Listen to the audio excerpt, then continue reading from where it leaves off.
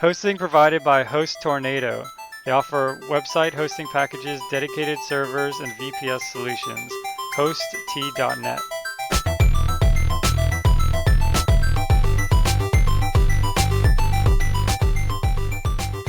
Programming Throwdown, episode 32, OpenSCAD. Take it away, Jason. Hey everybody. Yeah, I've been answering a lot of questions on Stack Overflow and Quora. This is my new hobby. Not answering questions for your child yet? No, definitely. So, he's like, why is the sky blue? And I tell him to ask me on Stack Overflow. I need more points. Yeah. Ask me on Sky Exchange.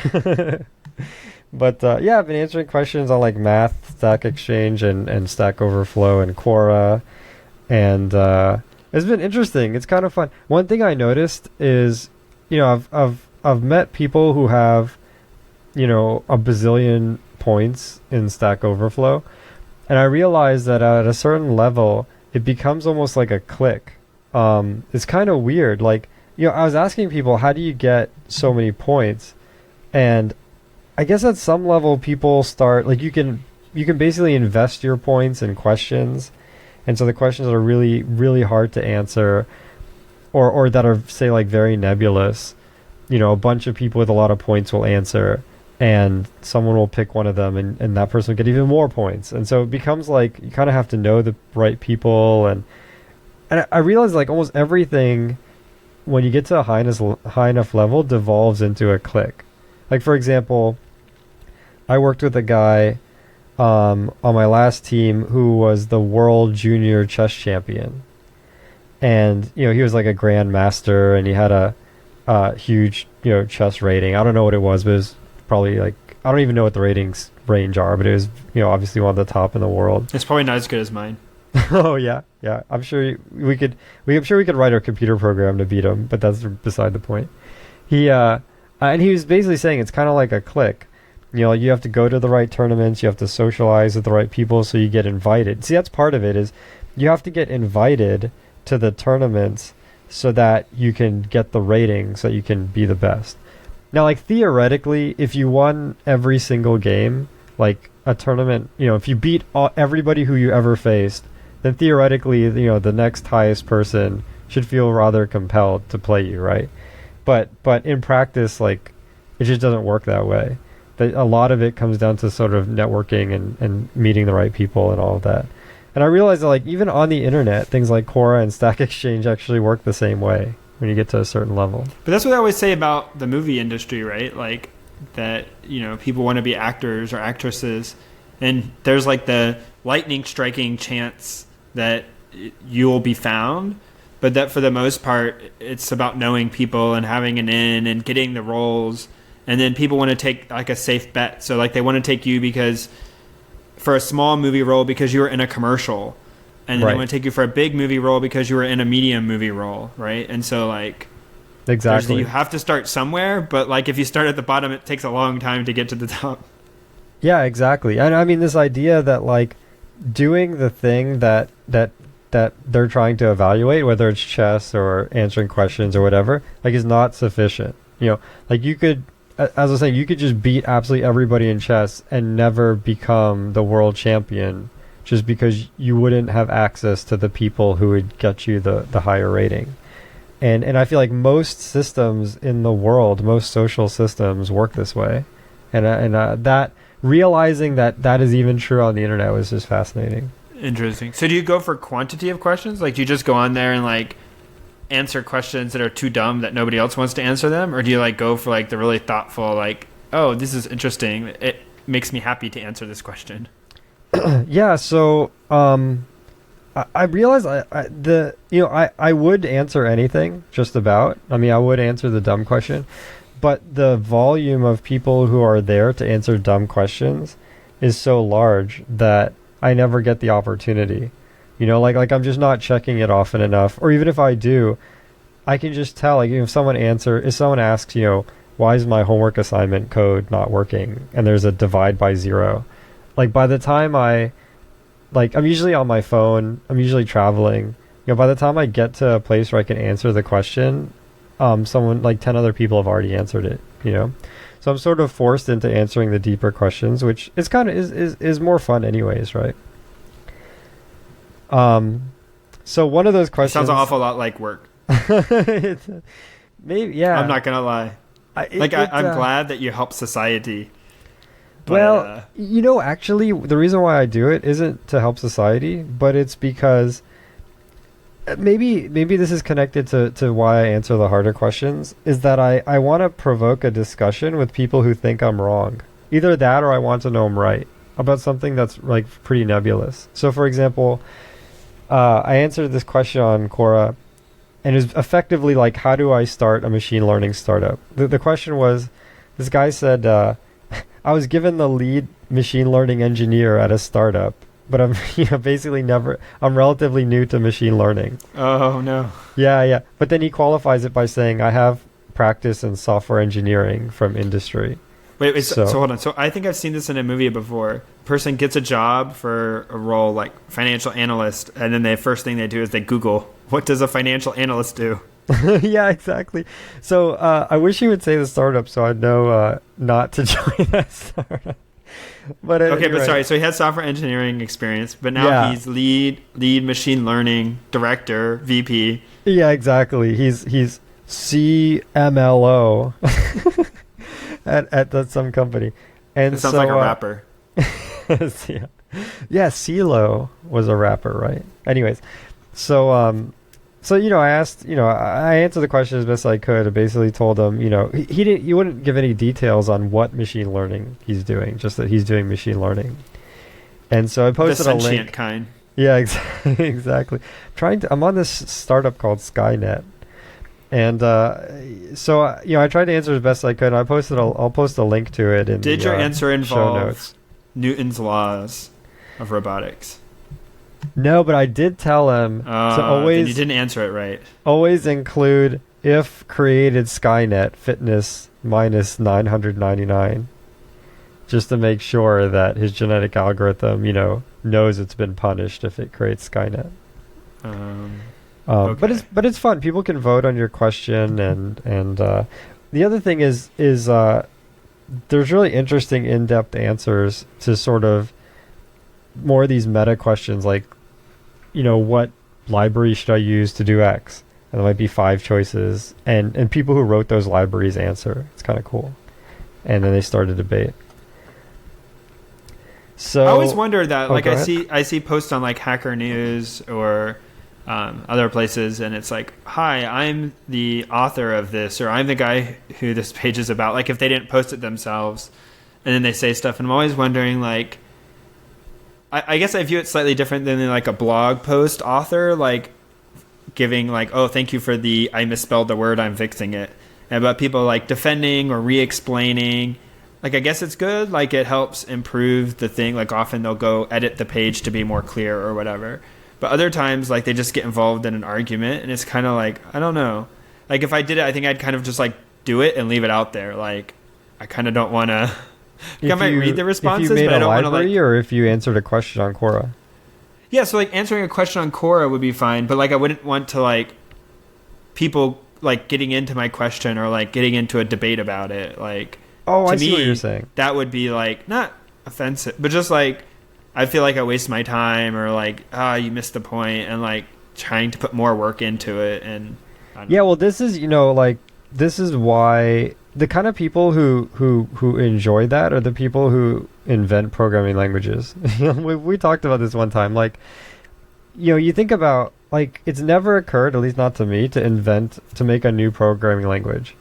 And we've seen plenty of languages come and go through our lifetime. So it's not like all the good ones were taken or anything like that. But, I wondered why is it that we've never tried to invent a language? I think what it comes down to is I don't care enough. Like most languages do what I want, and there's already plenty of them out there, and we can talk about languages for shows forever. But like there's enough tools that I can always get a job done somehow. And the kind of person who like cannot deal with the tool set as it is and needs another tool, that's also the kind of person who would fight to the death on Quora or Hacker News or whatever to defend like their library or their tool or what have you, you know? Mm. Like that, like those qualities have to be tied together, right? Yeah. Yeah. So watch out. I'm answering questions on Quora. I'm answering questions on Quora. I might go invent a language now. Might jump off the deep end. I'm posting a question right now. What should Programming Throwdown episode 33 be about? And what should I say? Could someone write me a script, please? Do you think that question would be answered? Yeah, you'd get some answers. I think some people from the audience would tell you where to go. Wait, what? Oh man. So we talked. Go ahead. Last episode, we talked about programming interviews. I think it was the last episode. That's right. It was. And I right after that, actually, and I wrote it down. You'd you be so interviewed proud somewhere. of me. I wrote. I can't disclose that information. Okay. If I had, I would feel really bad for that person. As I always so I came across this right afterwards, and I like wrote it down because like this is gonna be good, and I'm gonna remember it for the next episode. But there was an article. I don't know anything about this site. I guess I should have read it and seen if the site itself is any good. I did read the article, but it says it's choosing a programming language to do your interview. So if you're going to do a programming interview, how do you choose a language? And the website is codingforinterviews.com. I have no idea what it's about. Anyways, but the article is interesting. And cool. Basically says, like, what should you think about? And, you know, they had some good points, which is, like, you should look up if your company has a strong preference, the one you're interviewing with. And they show, like, Facebook, Google, Amazon, Microsoft. Here's the, like, strong preferences or whatever. And then once you do that, you should practice and then know common, like, very common things. And they have some good stuff in here that I wouldn't have always thought about, like throwing exceptions. It's like, do people throw exceptions in that language, and like what is kind of like the way people do it or don't, and about casting, like being careful about how to cast back and forth between stuff in the language you choose. And then they have an interesting point, have some opinions about it, like what do you like about it, what do you don't like about it. And I've actually had that in every interview pretty much I've ever done. At least at one point somebody asked me like, why do you like that language, or what's the thing you dislike most, or whatever. Basically wanting you to be passionate. And I don't know, as like an interviewer, like how good of a question that is, because I think it's perfectly fine for people to like have been using a language and not think deeply about the language. And I don't know that for me that says anything about them as a person, that like they didn't think deeply about the flaws of the language they're in. Yeah, I think it's the kind of question that like has many good answers. You know, if someone was to say, you know, I really love Java because it has like static typing and I've been burned so many times or whatever, like has a lot, like, some insightful answer, that'd be good. And if somebody said, I just want to use like whatever tool is best for the job and kind of went about it that way, it's fine too. I mean, okay, it's a difficult, but yeah, you're right that it's not. It definitely like, shouldn't, you know, be the thing that you go off of. Like, this guy is really passionate about Java, guys, let's hire him. You know. Yeah, unless you were making programming languages or like really deep down making tools for languages or something, I guess. Yeah, that's true. That's true. But yeah, no, you have a good point. Like if somebody's just like, there isn't a bad answer. You're just looking for conversation to have or whatever. Yeah, exactly. Yeah, I did get asked it recently. Like, how big of a language buff am I? That's what somebody asked me or whatever. Like, really? Would I get in a debate with other team members? Was this in an interview choice? Or something? Yeah. Oh. And I was just like, okay. Like, I try to be middle of the road. Like, I care about what I'm doing, but I don't want to get in arguments for the sake of arguing. Yeah, definitely. Which may or may not be true, but actually, if you think about it, that's a pretty terrifying question to be asked, because unless you know the person pretty well. What's your biggest flaw? Yeah, it's true. It's such a bad question. Because everybody wants to say something that's actually good. I'm a perfectionist, right? Like, yeah, exactly. I work too hard. Yeah, I work too hard. Yeah. It's like these things, and they think they're being like, haha, like I made it a positive. But if you like really do admit some like deep flaw, like I don't know, like you leave the person. I interviewed or filled out a application for Best Buy one time when I was a teenager or whatever. Okay. I was like 18 or 19, and they make you take this like personality test or whatever. Do they really? Part of it on the computer. Yeah. And they ask you like, your coworker has stolen something. like, what will you do? Like, will you rat him out? Will you? No, they didn't say that, but like on like a severity, like how bad is this? Like your coworker, you found out your coworker, takes pens from the office and uses them at home. Like, what's your moral reaction to that or whatever? And it's like kind of disturbing because your immediate thing is like you want to say like, oh, stealing is bad. Like, I report him to the police. But then it's like, well, they know that. Like, they must be looking for something different. Like, not specifically like, I throw the guy in jail because he did something minorly wrong. Like, they probably don't want to hire me if I say that. Do you know, there was one of the Ultima, games where instead of choosing your character, like Knight or Bard or Barbarian or what have you, you answered questions exactly like this. And then it shows your class depending on how you answered. Like if you answered everything like very letter of the law, then you ended up a knight. Like maybe the same thing's happening at Best Buy. Like if you answered everything in a way that made the customer right, even when they were stealing pens, then you became manager or something. I don't know. Wait, what? I didn't get the job, so whatever it is, I don't think I answered correctly. Oh, maybe the answers were to steal pens. Wait, I don't think that... What? No, what, huh? See, okay. That's... Correlation is causation. So you put that you would catch your coworker and, like, you'd report him, and you didn't get the job. Therefore, the correct answer is to let your coworker get away with stealing. I just assumed it was because I overstated my technical competency. Okay.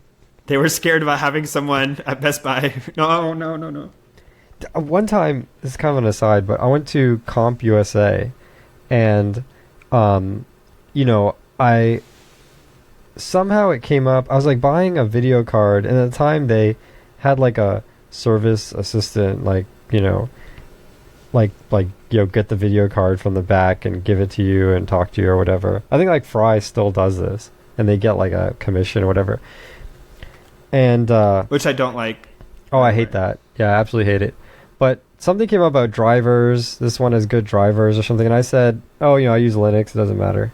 And he goes, other than it sounding cool, like, why would anybody use Linux? I was like, wait, that's a good question. God. What? Get out of here. Because I don't want to download my Unix tools that we spent a whole show talking about. I want them to just be there. But actually, what I told him was, I was like, when you're in school and they teach you, there's like the half-ass way of doing things, and then there's like the okay way and the great way. It's like Windows does the half-ass way and Linux does the great way. Like when you learn about it's true. When you learn about like swap file management or managing dynamic libraries, like you take your operating system 101 course in college, there's always like 3 different ways to solve the problem. There's like the terrible way. There's the way that like people implemented while they were thinking of the right way, and it's okay, but it's not that great. And then there's the right way that's just way better than either of the other two. And Linux always does the third one, and Windows always does the first one. And that argument didn't work either. The guy at CompUSA just laughed or whatever. Anyways, I never went back. I think you should have just avoided conversation. Yeah. Lesson learned: if you talk to anybody at Best Buy or CompUSA, you'll get rejected for a job, and either way, you'll leave unhappy. I feel like we probably offended people. If you work at Best Buy, we're sorry. Yeah, if you work at Best Buy, you're probably great. It's just I'm just jealous because I couldn't get the job. Yeah, right. So, my topic is a little hard to explain. Actually, extremely hard to explain. But why don't we try visualizing it? Yeah, exactly. It is literally a collection of math visualizations. So I'm through the Math Stack Exchange and through Google Plus, and I've been following a lot of like geeky math people on the internet. Nerd. And and throughout the weeks I've been doing this, I've come across some amazing visualizations, and I wanted to kind of share those with you. Obviously, they're very hard to talk about, but I'll try briefly. Can you describe to us an interpretive dance? Yeah, exactly. I'm doing it right now. And I feel happy. Yeah. So they have like the binomial theorem where it's like a plus b parentheses squared, and they like distribute the squared, through a and b. So it becomes like a squared plus 2ab plus b squared. Like all these kind of things that you learn in like middle school or high school. But they actually take shapes. And the shapes have an area of like a squared or b squared. And actually show you how the shapes kind of come together and why that makes sense. They do this for the Pythagorean theorem and a couple other things. And I thought it was pretty cool. I actually joined the math Google Plus community. And they have a section just for these cool visualizations that they post every like few days or so. And it's just kind of cool to look at. Some people have some really creative ways of looking at things. It's very cool. Yeah, I think sometimes like people, other than like the math they do in grade school or whatever, like the more advanced math, the only way we know it is through like the pictures that end up in the journal papers or whatever. Like the stuff that ends up in popular news will have like a picture, like new way of dealing with high dimensionality, and like show some cool picture or whatever. And people will be like, oh, cool. So like the more pictures you have, I guess, the more cool people think your math is. Yeah, and as we were talking about before the show, like I feel like the people actually learned these theorems through these pictures. You know, I mean the Greco-Romans who discovered, you know, Pythagorean theorem, which, you know, Pythagoras did not discover Pythagorean theorem. That's like a common like misconception. It's just named after him because he ran the school or whatever. But at any rate, you know, they probably, you know, did this. Like they had a bunch of triangles and squares and, you know, and on sheets of wood or something and visualized almost all of these theorems, I'm imagining. So it's kind of cool to reinvent that yourself through these pictures. And if you can't do that, you can at least use Wolfram language. Wolfram language is... Oh, I was going to say before, I watched a part of a documentary about the history of math, and then I got bored and I stopped watching it. But they were saying that the Sumerians in 3rd millennium BC used a base 60 numbering system. What?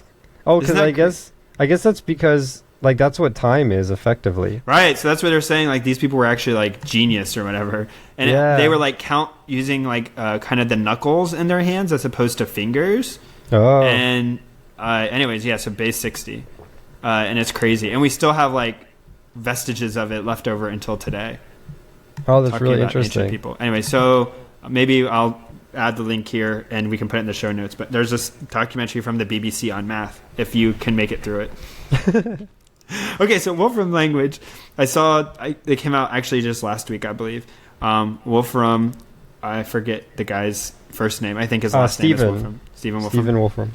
A guy who has Wolfram Alpha, do we call it a search engine? I don't remember what they call it. They have. I think it's called like a math search engine or something, or computation engine. So he has like that is supposed to be based on this thing he's been working on, and he has a book. I think it might even be online that it like describes like his kind of theory of like working with math and this kind of stuff. He does a lot more than just like make a software package for doing math processing. Like he's trying to do more, and he has a programming language he's been working on. And part of it is a functional description. And then he's trying to integrate it like with a lot of other stuff. So you can say like it understands things about location.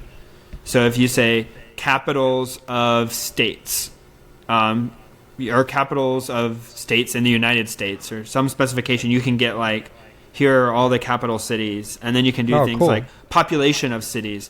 And the language itself knows how to like go fetch that information and natively display it to you, and then like, you know, shows things about kind of having some graphic and then having it parameterized and like doing it in only like a couple lines of code. So there's a YouTube video, we'll put it in the show notes, you may have already seen it, the Wolfram language, and it has like all these different pieces in this real slick video he shows, and it does seem kind of interesting. It seems very different. Like I don't know how I feel about it, because like there is like the language itself, but then there's all this other stuff as well, which we talked about, like Python being batteries included. But here, even going further than just like here's other libraries of code, but like data. I guess that's the thing.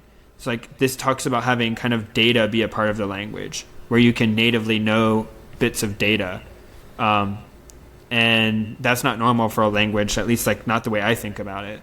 Yeah, it's that pretty like amazing. when somebody gives you a language, a compiler as it were, an interpreter, that like it has so much, stuff that won't even really fit on your computer. Like I think it has to be connected to the web to be able to get some of this information, because otherwise it would just be massive, I would assume. Yeah, I mean, and the being able to sort of like unify this data that might be like very qualitative, right? It's kind of amazing. Yeah, but it's one of those things too, like I scratch my head and think like, oh, that's nifty, but it's like if you ever try to do voice search on Android or iOS and you try to like say a specific command in a certain way that's the most natural to you, it doesn't always work. Yeah, right. Because like it's expecting a different keyword. And as soon as you know the keyword, it does a pretty good job of understanding what you're saying. Like, take me home might not work initially. I think it does work now. You have to say navigate home. Like it knows what home is, but not conceptually. It just knows it as like a keyword. And so you have to say navigate home. But saying like take me home or how do I get home? Unless it's programmed to know that, it can't figure it out. Yeah, I mean, do you think that like sometimes I wonder if you can solve this purely through just like statistics of people's interactions. So in other words, like enough people say take me home and then that fails and then they say get directions to home, that like you over time can learn that take me home. Well, some stuff does that. Yeah, some stuff it supposedly does that. Like I wonder if that's enough though. Like I mean, when I was in undergrad, there's this whole course on like natural language processing and all of this crazy amount of like frames and all this like human, like part of speech tagging, all of this crazy stuff that people did, all these heuristics they use. And sometimes I wonder if you really need any of that, or if you can do almost everything through just inference if you had enough data, right? Yeah, I don't know. It's tough. But the reason I was bringing up this other stuff or whatever about the voice search is to say like in this Wolfram language, like all these amazing things, but like there's a lot of stuff to memorize. Like, there's no way you could memorize it. So like the same thing happens even if you write in like Java, right? You probably, unless you're like really good, like memorize every aspect of all the parts of Java. But the parts to do like a lot of stuff you can know. Like you can know the majority of the language and the nuances. But with something like this, it would probably change often, I would assume, like because of the data part. Like you would have, now we have, I don't know, species of animals. Oh, okay, well now like here's the keywords for that. It's like you would constantly have to be in the mode of like looking stuff up to know what keyword to use to get at that data. And then that data may or may not be available, right? Versus just like sitting down and saying, okay, I have this small set of pieces and figuring out how to arrange them to do what I want. Yeah, I mean, you get like almost like agoraphobia. There's just like so much stuff going on that you can't even really get started. Yeah, but check out the video. It's cool. It has some partnership, I think. I'm trying to remember now. I didn't look at it right before the show, but they have something they're doing with the Raspberry Pis. Like Raspberry Pi ships with a version of Wolfram something. Oh, interesting. And I think they're going to try to do this as well. Some partnership with them. I used Wolfram Alpha recently to. I needed to calculate I needed to sample from the cumulative distribution function of like normal distribution. So you end up having there's this function called ERF, like ERF. What? I think it stands for like error rate function. And the function is defined in terms of itself. It's like ERF of x is equal to blah, blah, blah times e to the ERF of x over 2. And so I'm just like, what? So, and then I had to like integrate that. I was like, what? So I went on Wolfram Alpha, and it's amazing actually. They show you how to do it. It's really impressive. Like there's a technique you can use, which, of course, you can't get the exact answer. Just you can tell right away that like a recurrence like this, like it's never gonna end. It's like one of these like infinite series, right? But it shows you like what people do like in industry and stuff to get answers. And I was really impressed by Wolfram Alpha.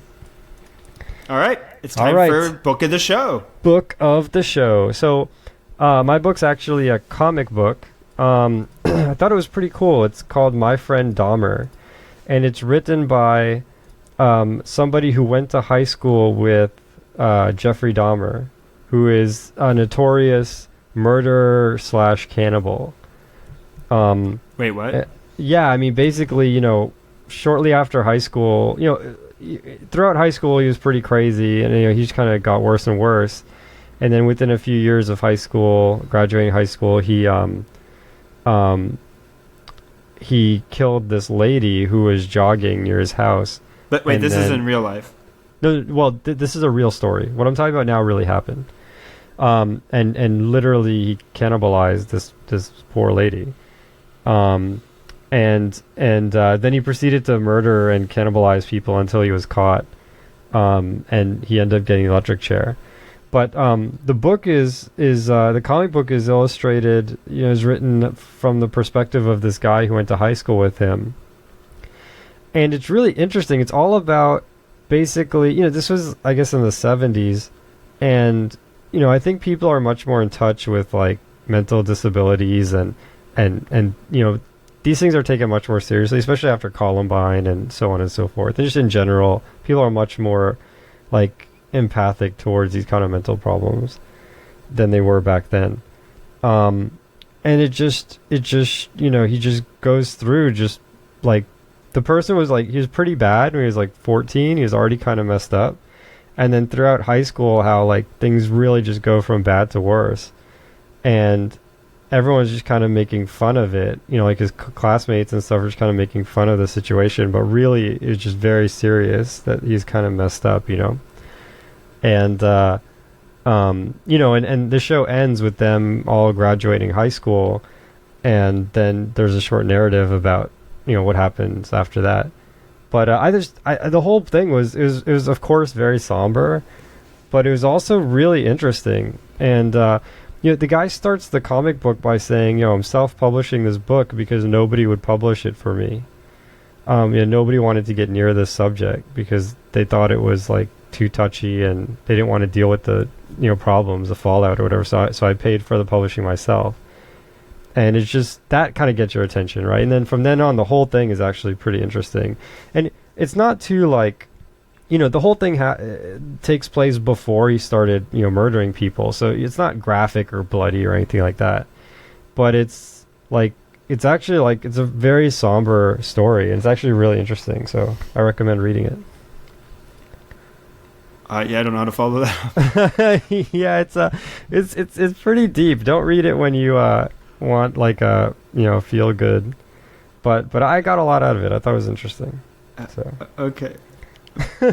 my book of the show is a magazine.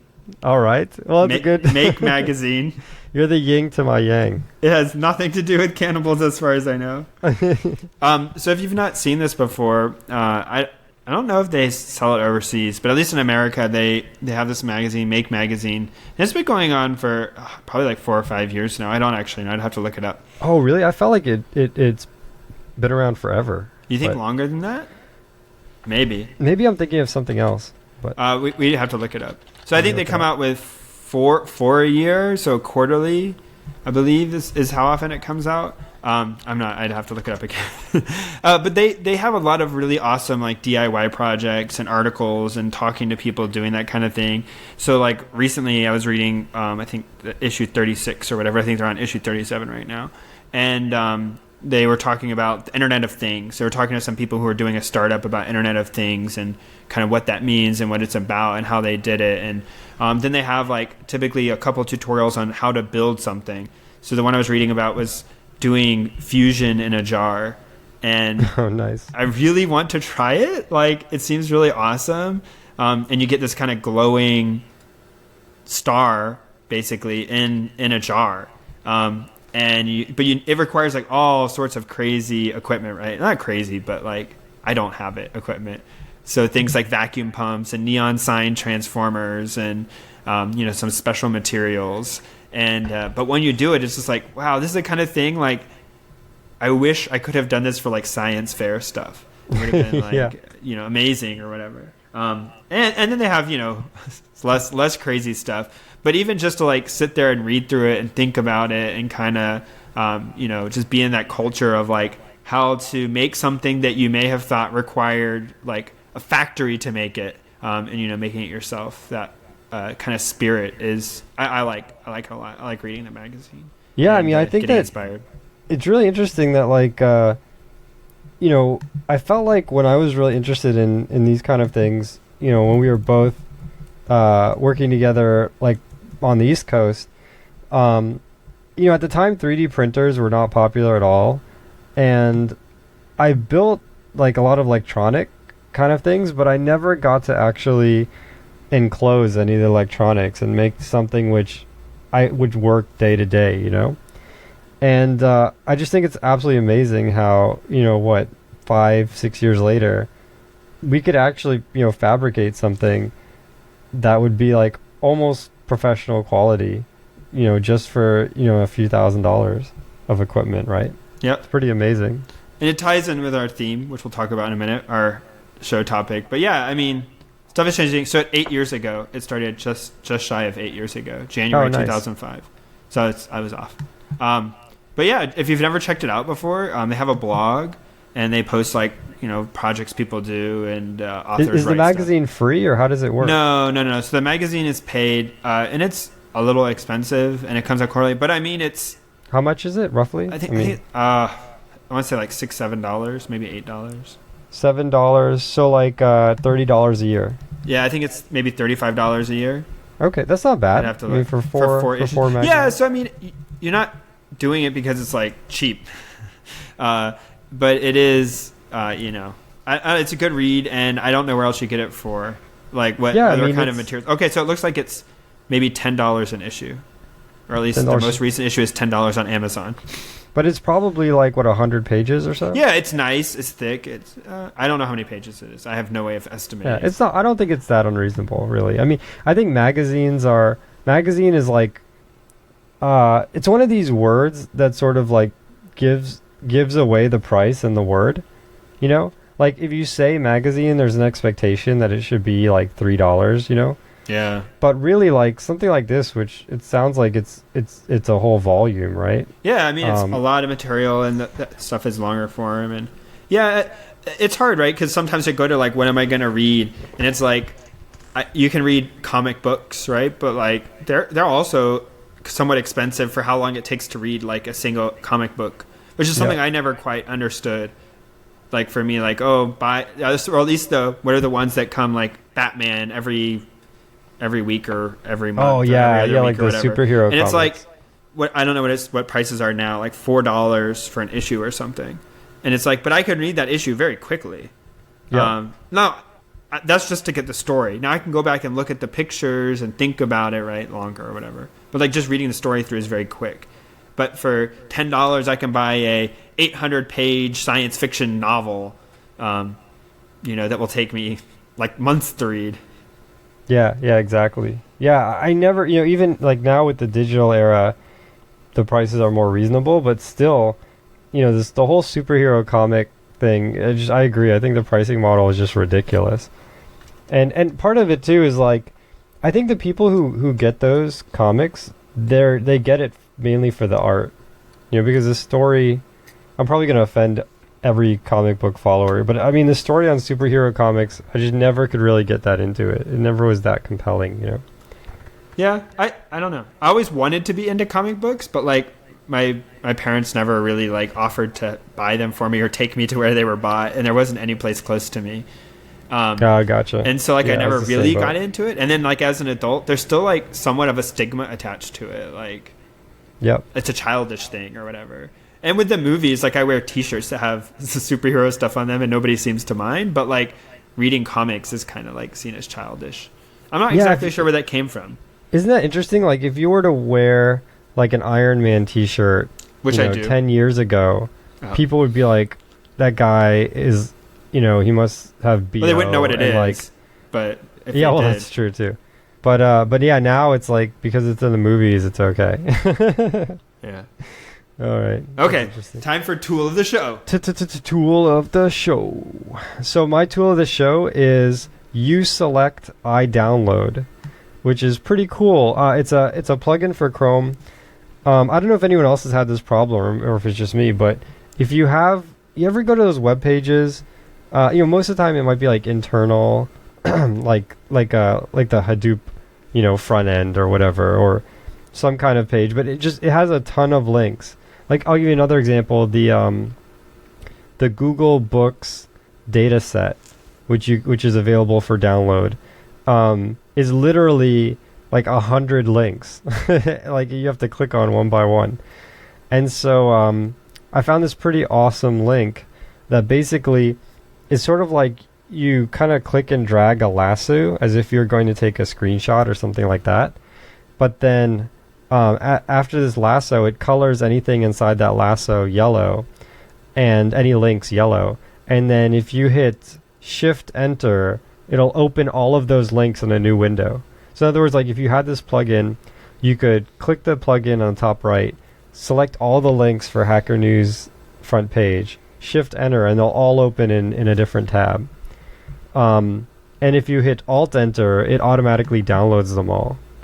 And it has some built-in download manager, so it like breaks it up into chunks. It does it like really efficiently and so on and so forth. So I thought this was pretty cool, and I had to use it rather recently, but it worked extremely well. And it's pretty lightweight. It's just a Chrome plugin, so give it a shot. I do find that annoying. I always want to write to like people who have pages like this and like, is there any other way you could provide this to me? Yeah, I don't. It doesn't happen that much anymore. It's pretty rare to have this situation. Although I had it, this week.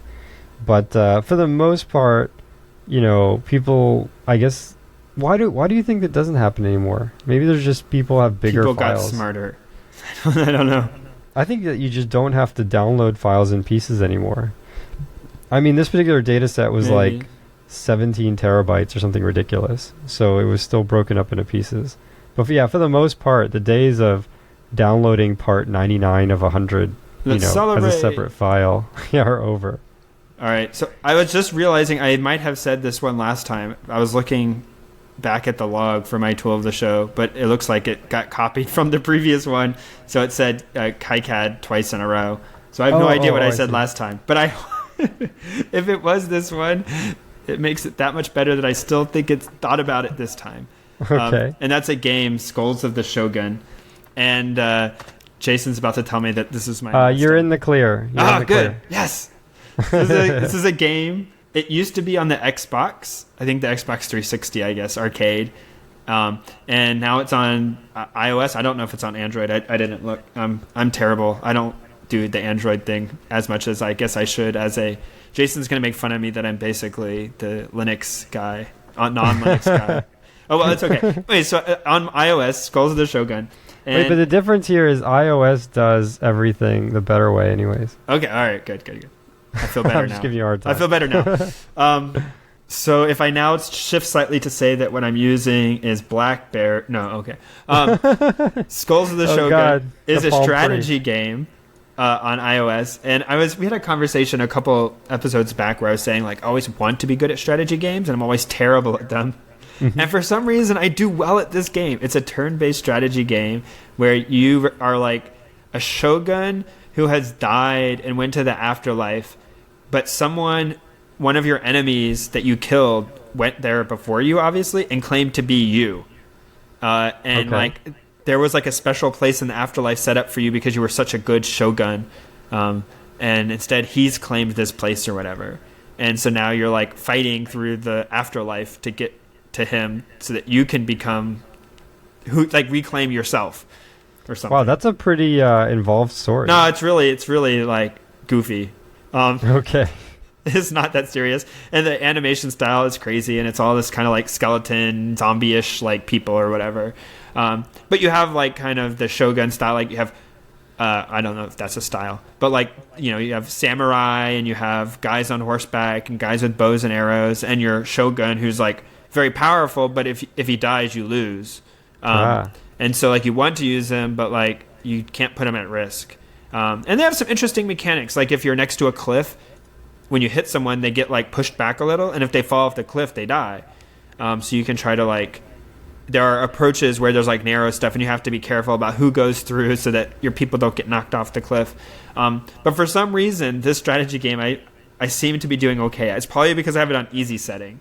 Are you playing against a computer or against people? Yeah, so they have against people, but I haven't tried that yet because I don't want to be embarrassed, and I'm thinking highly of myself at present. Oh my goodness! Have you been on their website? No. They have. If you go to the website, Are you going to talk about the trailer? Because no, the reason I bought say, the game was because of the trailer. Oh, really? Well, I was going to say, if you click on team, they have pictures of the employees, and they're hilarious. Okay, but yeah. So what about the trailer? So if you watch the trailer, it's like a mashup of like. Yes, okay. This is pretty much like the trailer. It's a mashup of like every 80s and 90s video game commercial, if there ever like was one like this. And it's just That's amazing. You should definitely watch the trailer if you grew up in the 80s and 90s, at least in America.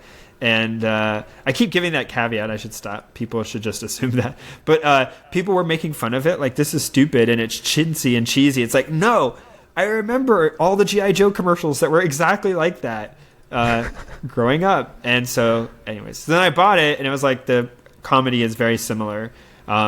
And, you know, they break the third wall sometimes or whatever. Like, they talk to you, I guess, or whatever. They make fun of themselves. Anyway, so, and the gameplay is nice, and it's approachable. I'll say that. That means easy enough for me to do well at.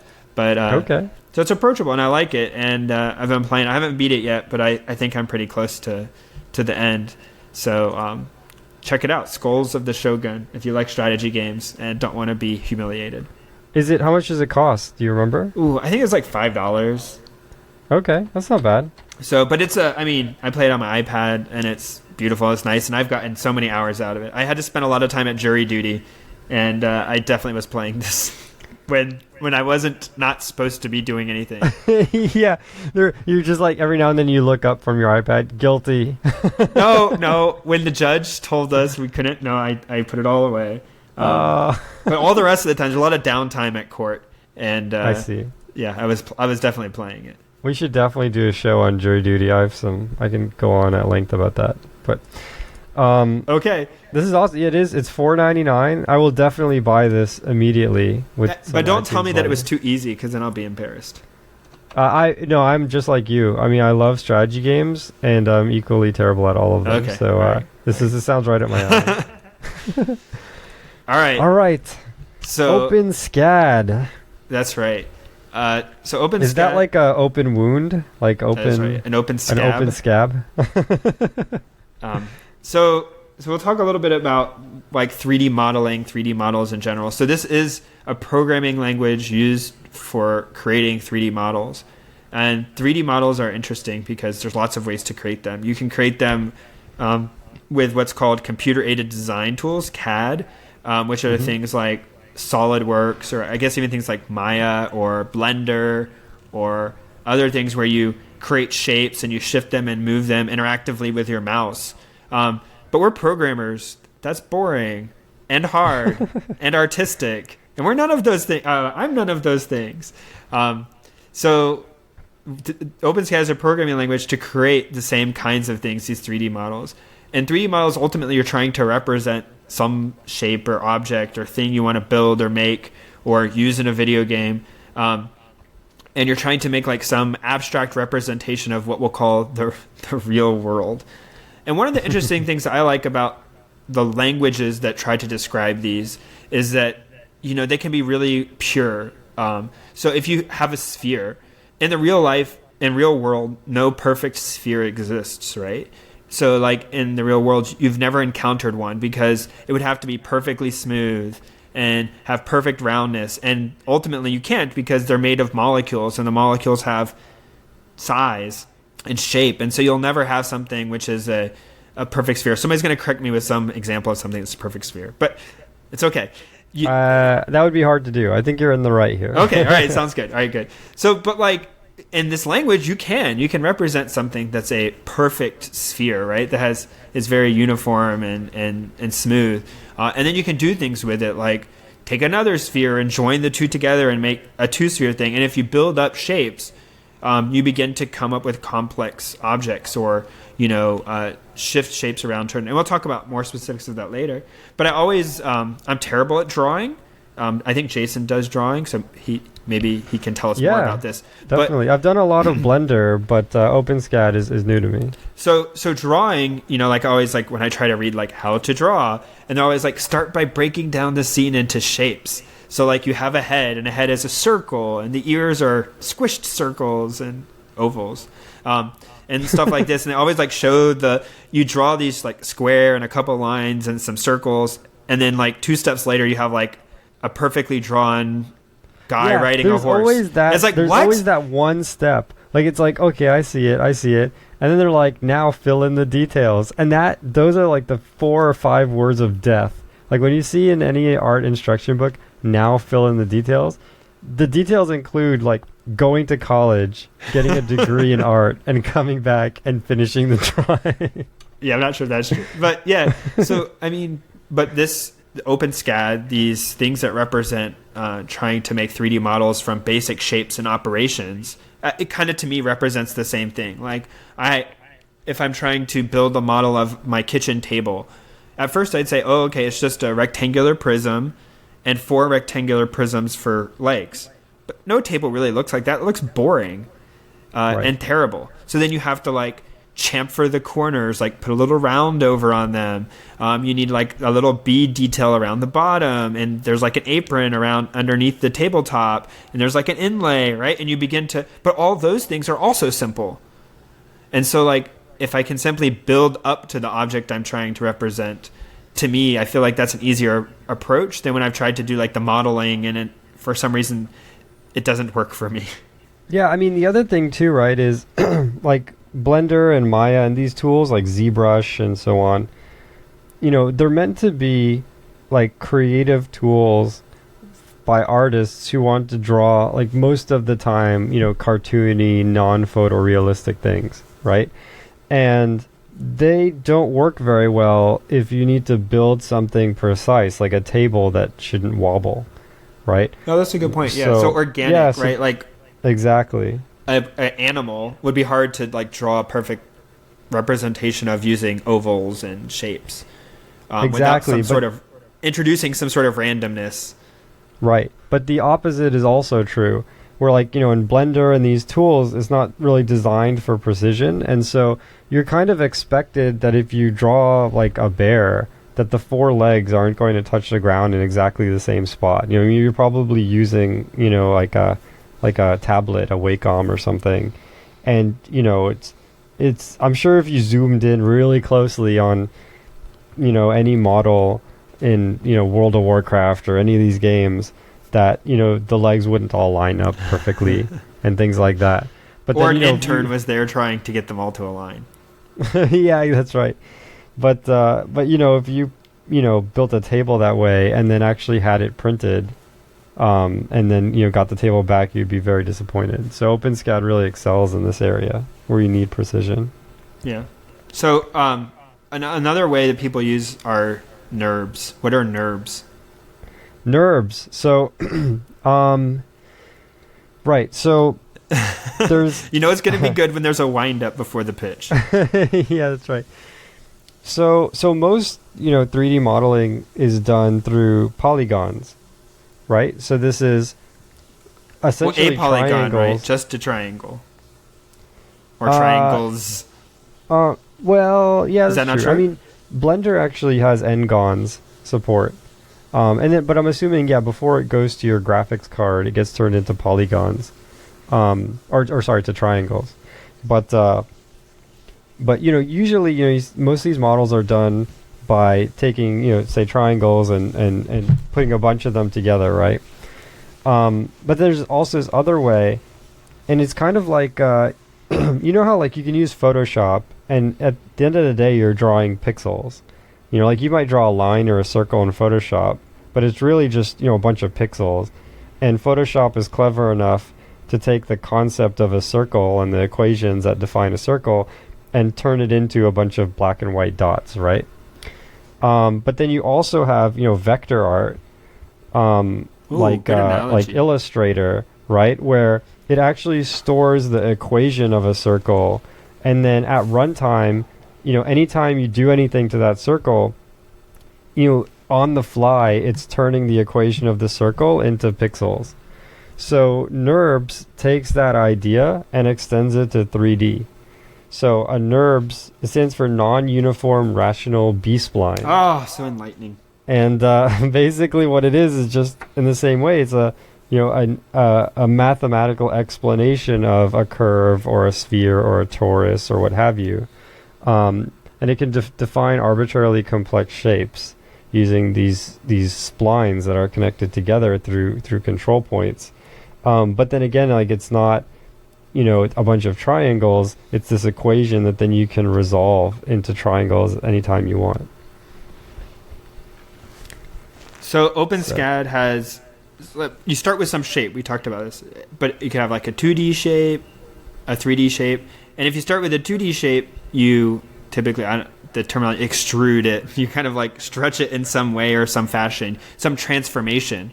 So if you take a square and you move orthogonal to the plane the square is in up, you make a cube, or some rectangular prism, I guess.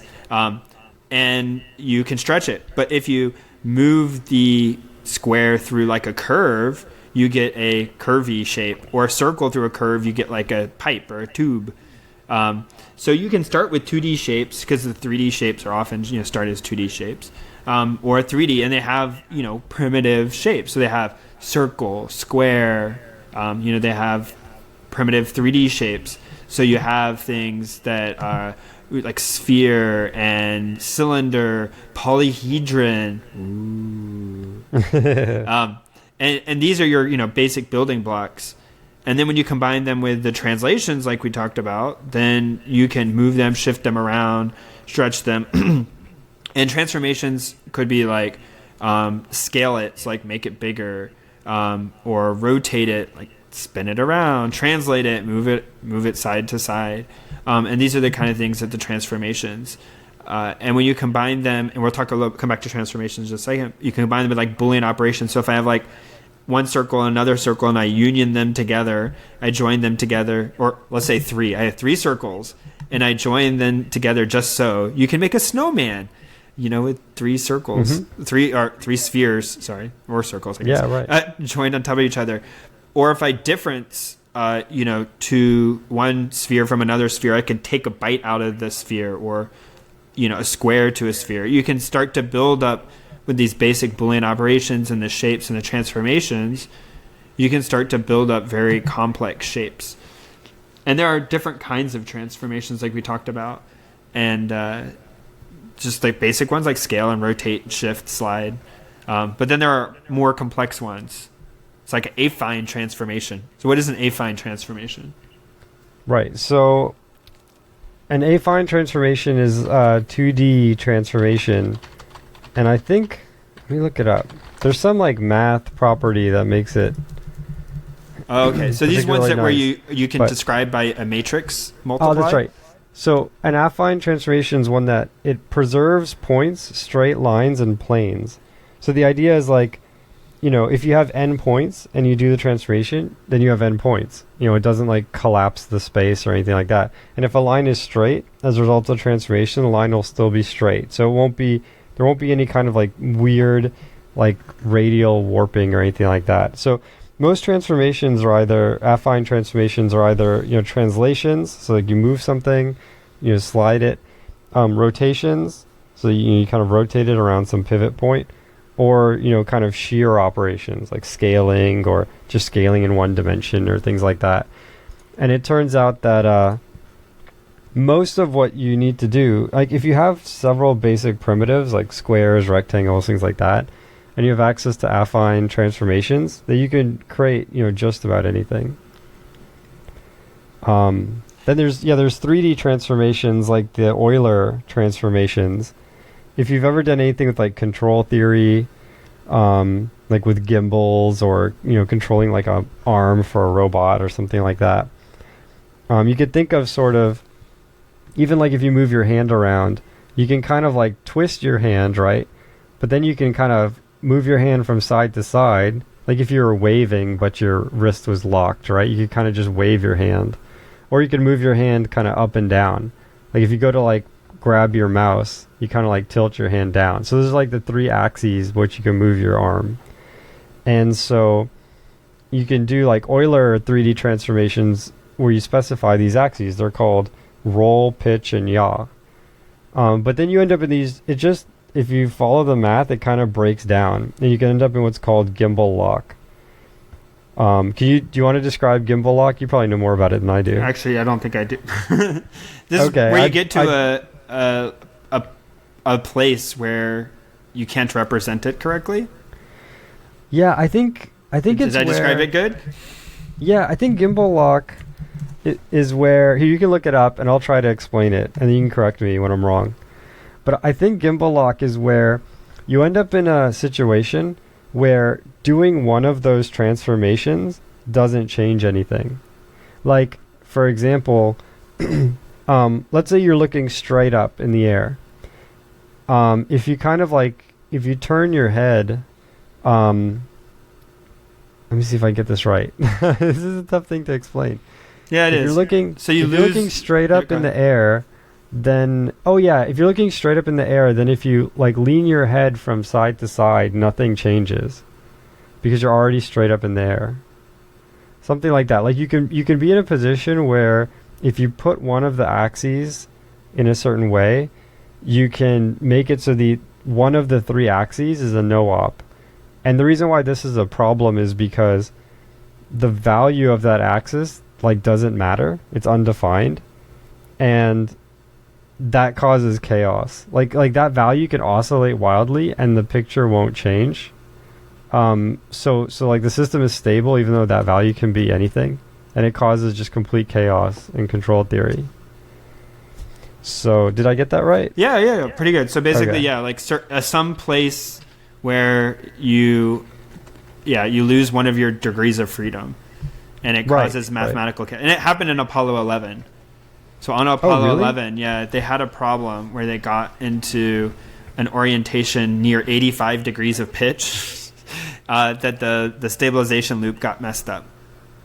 And so they were supposed to like it was supposed to, the gimbal was supposed to like flip around at that time or whatever, but it for some reason got messed up and froze, and so they had to manually like move it or whatever, and then realign it. So it actually was a big problem. But okay, we're so you can imagine like if in general, right? Like if a number can be anything and on the outside it doesn't matter, then over time that number will just assume any value. And then what happens is eventually things change in the system and all of a sudden that number matters. But it's 4 billion and it just, the system just doesn't know what to do with 4 billion. It just collapses. So so they came up with this idea of quaternions. And again, this is really hard to explain. I'm not going to do it justice. But basically the idea is you assume that there's a fourth dimension. Yeah. And you do all of your math assuming this fourth dimension. And this fourth dimension ends up... you also normalize by the fourth dimension. So in other words... if you have a vector in general, or if you have a list of numbers in general, you can do this thing called normalizing, where the biggest number becomes 1, and all the other numbers become some fraction of the biggest number, right?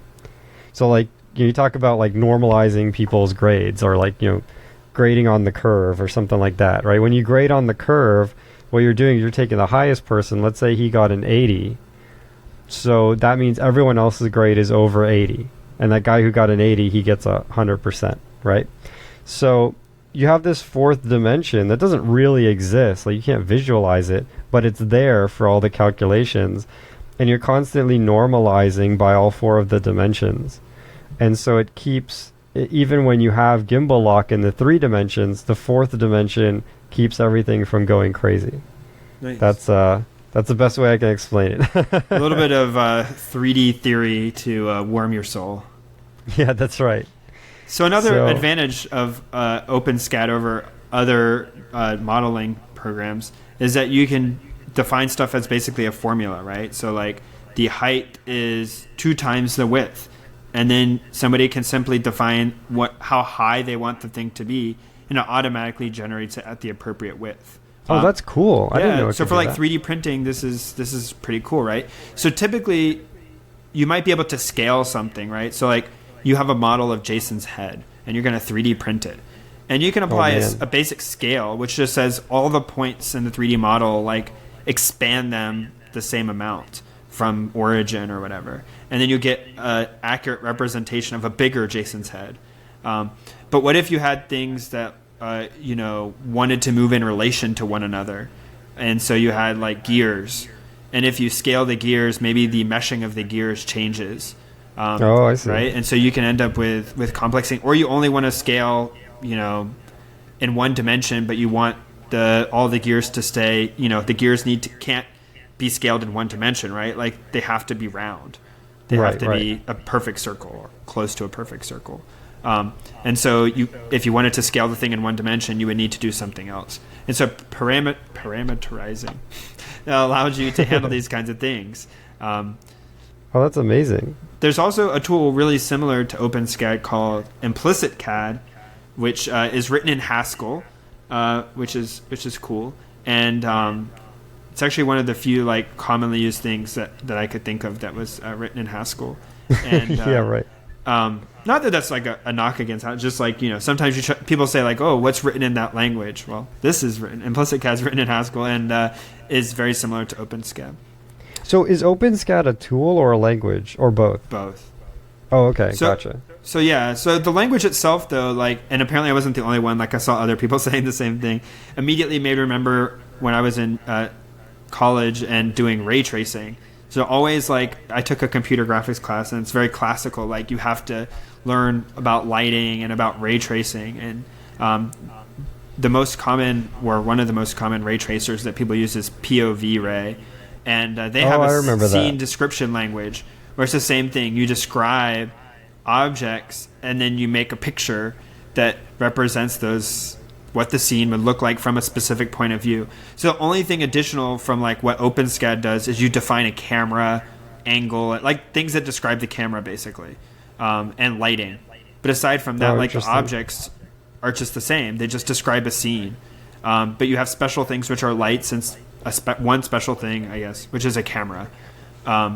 And they become very similar after that. Like you're using basic shapes and primitives and transformations to build up a scene. Yeah, that's I wonder if like is there a lot of OpenSCAD content? In other words, like if I wanted just like a car to 3D print, would someone have just made a car in OpenSCAD that I could download or something?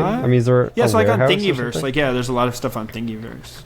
Oh, those are done in OpenSCAD. Not all of them. Or they could be. Some of them, yeah. Gotcha.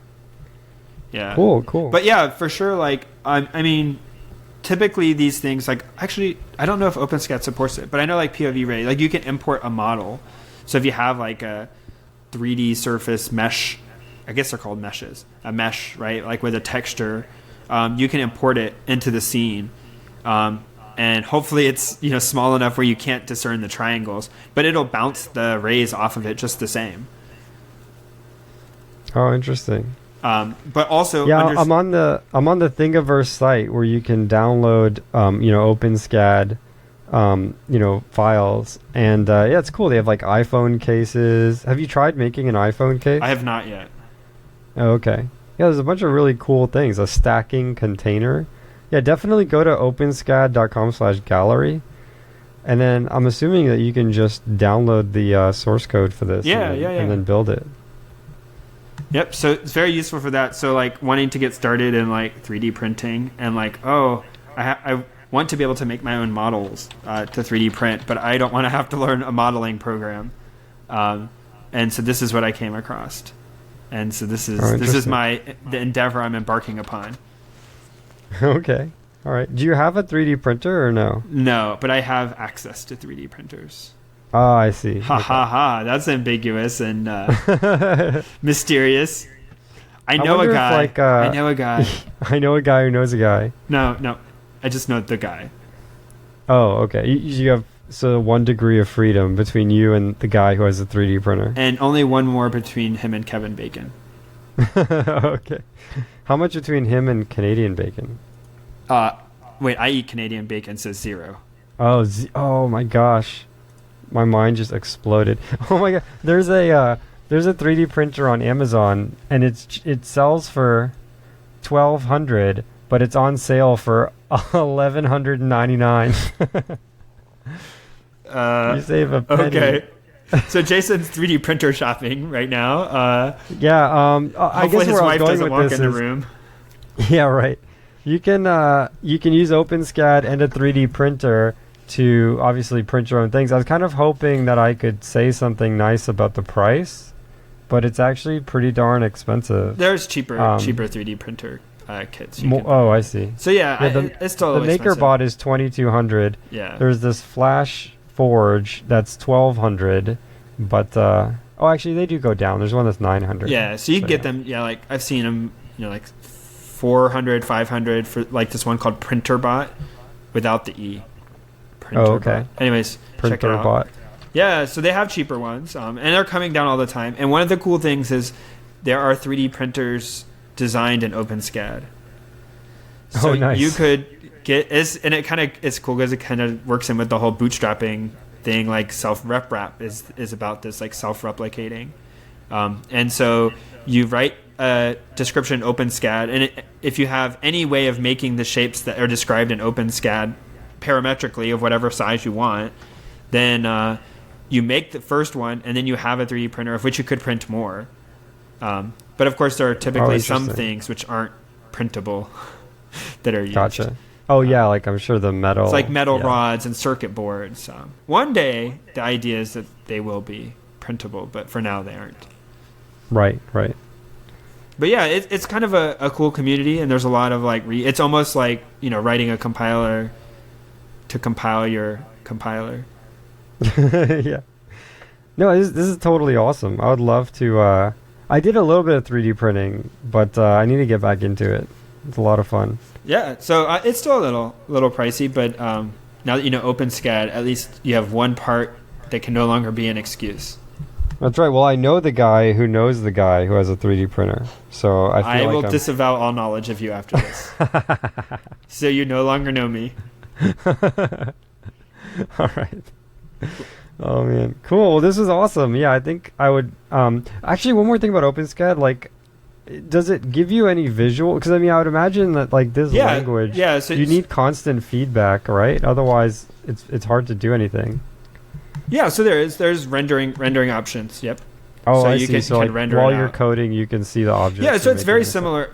I mean, my impressions of it using it's just very similar to kind of the way if you've ever done ray tracing, it's very similar. So you kind of edit your code, and you kind of have like you click a little button, and or even interactively, it'll show you kind of like the updates you're making.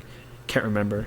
Okay. But yeah, so similar. Yeah, when you go to actually make the thing or generate some other representation of it than the raw like mathematical description, it may do a more complete. Because ultimately, you need to like if you're doing a 3D printer, you need to tell the machine the exact coordinates to go to, but you can't tell it like make this perfect circle because it can't, has only finite resolution. Right. So, yep. So have you printed anything with OpenSCAD or not yet? Not yet. Okay. You'll have to let us know how it goes. I want to hear a post-mortem. Soon. I had to make something I'm proud enough like to make real. Okay. Because it's just all digital, so it's so easy to just like... It's like a portrait, a painting. It's never complete. Just keep. You should do the iPhone case. At least you have an iPhone case. That's just printing someone else's work. I need to make my own iPhone case. Oh yeah, you should make. You should etch your own design into this iPhone case that somebody else already made. To scale. I will make it from scratch. If I did not invent it, it is inferior. You should make the worst iPhone case ever. Like it protects the parts of the iPhone that don't need, like, it's just a band around the middle. It's like a titanium iPhone case. The case will not break. Yeah, that's right. The phone will shatter. The case will not break. Oh man, yeah. Okay, it's getting too late for Jason. Oh man, that's awesome. Well, thank you for all the activities and comments and emails we've been getting from everyone. Yeah, we found out the Google Plus page has 300 plus ones? No, 900. 900. 900. Wait, really? Yes. Oh, I'm so sorry. I thought you were pulling my leg. It literally, I just looked it up. We have 900 On the plus nose. ones. Yes. That is absolutely amazing. We love you guys. I have no That idea is what it's shocking. counting, but 900 hopefully plus one, some sort of aggregation of everything. I don't Hopefully care. that is- 900's a big number. That is not counting page views. I'm sure that it count. I'm sure those are 900 actions. And it with can't plus be one. minutes of our podcast because it's far more than 900. Yeah. So we definitely we really appreciate your support. You've been buying our book a week. A lot of you have been buying the Yes, books of the thank week you. and keeping up with us. Or at least clicking on Thank our you, link that- and buying other things. Yeah, that's right. That keeps the whole operation up and running. The server, the terabytes of bandwidth that we consume every month cost a lot of money. And Yeah, you that's guys help pay motivation for to that. make shorter podcasts, I guess. Yeah, the next podcast will be on Hask. We don't have time to do the rest. But we That was a appreciate bitch. all of your support, and we definitely look forward to keeping these podcasts going. They've been a lot of fun for us. So keep writing in with your questions. I really like answering them on G+. Yeah, that's what I'm getting out of this And, story. We should just have you answer questions for the podcast. We should do a mailbag. It's been a while. Oh no. It'll All just be right, all guys. me. I'll just ask all the things I need to do at work. Jason, will you do this work for me? Why is my compiler not working? All right. Till next time. All right, catch you guys later. The intro music is Axo by Binar Pilot. Programming Throwdown is distributed under a Creative Commons Attribution Share-alike 2.0 license. You're free to share, copy, distribute, transmit the work, to remix, adapt the work, but you must provide attribution to Patrick and I, and share alike in kind.